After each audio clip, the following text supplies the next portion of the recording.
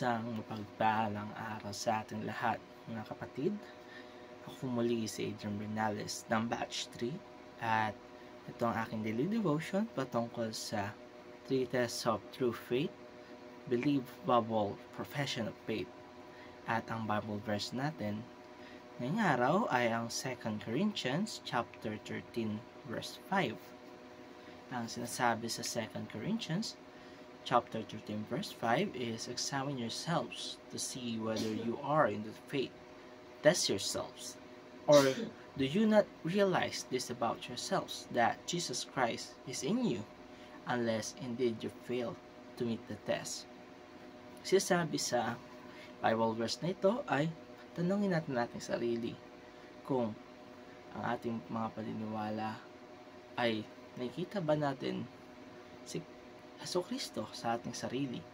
Naisasabuhay ba natin ang kanyang mga kautusan o ang kanyang mga kagustuhan? Mga kapatid, ang pahayag na ito ay nagsisilbing paalala sa atin na ang tunay na pananampalataya sa kay Kristo ay hindi lamang basta ating itong sinasabi o pinagkakalat sa maraming tao, kundi ito ay nakikita at nararamdaman sa ating buhay. Kung kaya kahit ikaw ay hindi mo sabihin na ikaw ay tagusunod ni Kristo, ito ay makikita sa iyo sapagkat nagiging sentro mo si Kristo. Nakikita nila si Kristo sa iyo. At hindi sapat ang deklarasyon kung wala itong patunay. Kaya nga ngayong araw ay pag-uusapan natin ang test ng salvific faith o tatlong tanda ng tunay na pananampalataya. Una-una, a new Lord, obedience to Christ. Ang unang test o pagsusulit ng tunay na pananampalataya ay ang pagkakaroon ng bagong Panginoon sa ating buhay. At iyon ay si Kristo. Kung siya ang ating Panginoon, ibig sabihin ay sumusunod tayo sa Kanya. At sabi nga sa John chapter 14 verse 15, if you love me, you will keep my commandments. Sinasabi dito na kung mahal natin ang Diyos, si Kristo, kung tayo ay kanyang mga tagusunod, dapat tayo ay sumusunod sa kanyang mga kautusan o kagustuhan na makikita natin sa pamamagitan ng pagbabasa natin ng Biblia. Hindi tayo mga perpektong tao, tayo ay nagkakaroon ng mga kasalanan, ngunit ito ay ating hinihingi ng tawad sa Panginoon at iniiwasan pang mangyari dahil si Kristo ay ang ating sentro ng buhay. Ikalawa, a new heart, loving God and loving people. Ang pangalawang pagsusulit ay ang pagkakaroon ng bagong puso. Ang tunay na pananampalataya ay nagbibigay sa atin ng bagong puso na marunong magmahal, hindi lang sa Diyos kundi pati na rin sa kapwa, at kayang magpatawad. Sinasabi sa Matthew chapter 22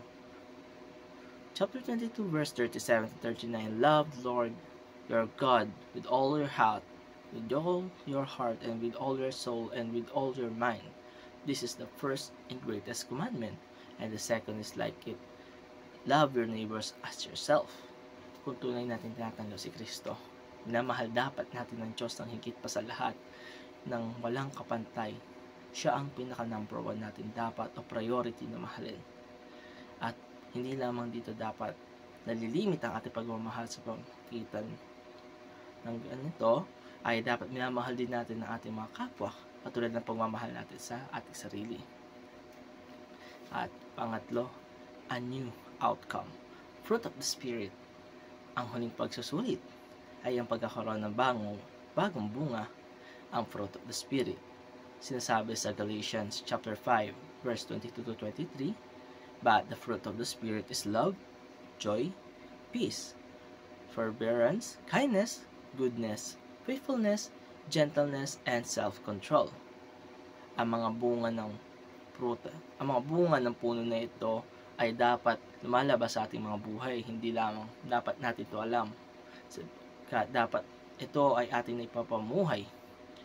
Hindi ito sariling lakas natin, kundi banal na Espiritu ang nananahan sa atin. Ang ating pananampalataya ay dapat nagre-resulta sa pagbabago na nakikita ng ibang tao. Dapat hindi lang tayo dapat nanampalataya, dapat tayo sinasabuhay natin ang o sinisentro natin sa buhay natin si Kristo Jesus. At mga kapatid, para naman sa ating application ay unang-una, examine yourself whether you are truly in the faith.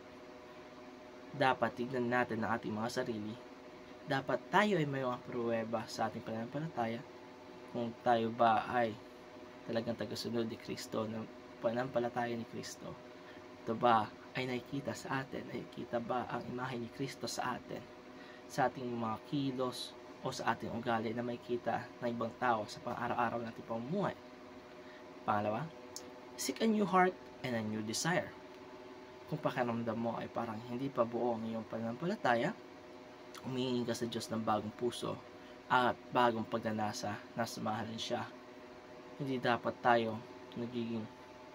tayo dapat nalulungkot na pakiramdam natin parang may kulang pa sa ating pananampalataya. Bagkus ay tayo manalangin sa Panginoon ng ating mga bagong puso at bagong pagnanasa na mas mahalin siya upang magkaroon tayo ng mas malakas na pagmamahal at pananampalataya kay Kristo. Sunod ay produce the fruit of the Spirit by walking with Him. Patuloy tayong lumakad kasama ang Espiritu Santo upang makita ang bunga ng kanyang gawain sa atin. Sa pamamagitan nito ay mas lumalakas ang ating pananalig sa Kanya, pananampalataya sa Kanya at pagmamahal. Kaya dapat tayo manatili sa Kanyang tabi at pagmasdan natin ang magiging bunga ng ating pagsunod sa Kanya. At mga kapatid, ang panawagan ng 2 Corinthians chapter 13 verse 5 ay napakalinaw. Talaga dapat tayo suriin natin ang sarili natin kung tayo ba'y tunay na nanampalataya kay Kristo. Dapat tignan natin sa ating mga kilos at gawa kung nakasentro ba natin si Kristo o nakikita ba ng ibang tao si Kristo sa atin. At mga kapatid, dito nagtatapos ng aking daily devotion para sa araw na ito. Maraming salamat sa panonood